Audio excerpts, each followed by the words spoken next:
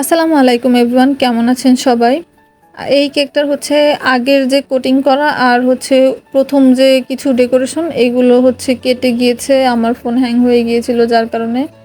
আর এই কেকটা এই ডেকোরেশনটা আমার পেজে এই প্রথমবারই করা, এর আগে হচ্ছে এই ধরনের ডিজাইন করিনি।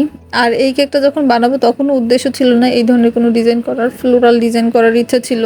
কেকটা যিনি নিয়েছিলেন উনি 3 ঘন্টা সময়ের মধ্যে অর্ডার করে হচ্ছে তারপরে কেকটা নেয়, যার কারণে হচ্ছে সময় স্বল্পতার কারণে প্রথমে ভেবেছিলাম কেকটার উপরে ফ্লোরাল ডেকোরেশন করব, কিন্তু পরে সময় নেই দেখে এই এই ডেকোরেশনটা করে ফেলেছিলাম। এখানে কত পাউন্ড আছে কেউ কি গেস করতে পারবেন যে কত পাউন্ড আছে?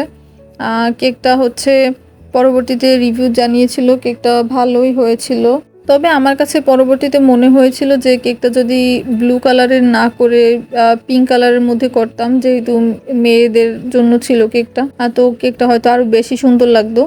এর আগেও হচ্ছে এই ধরনের ডিজাইন আরও এসেছিল অর্ডার, কিন্তু হচ্ছে বেশ কয়েকবার বেশ কিছু কারণে হচ্ছে অর্ডারগুলো কনফার্ম করা হয়নি। তো এই কেকটা হচ্ছে হুটের উপরেই করা, যার কারণে আলাদাভাবে সেরকম কোনো টপার ব্যবহার করিনি। এগুলোর উপরে হচ্ছে চকলেট টপার, আবার হচ্ছে বাটারফ্লাই, তারপরে বলগুলো হচ্ছে গোল্ডেন কালারের বা সিলভার কালারের, এগুলো যদি ব্যবহার করা হয় তাহলে এইটার হচ্ছে লুক আরও বেশি সুন্দর হয়। কিন্তু যেহেতু সময় কম ছিল তাই আমি হচ্ছে হাতের কাছে যা কিছু পেয়েছিলাম, এই বাটারফ্লাই, নন এডিবল, তারপরে সুগার বল, এগুলো দিয়েই হচ্ছে ডিজাইনটা কমপ্লিট করেছিলাম।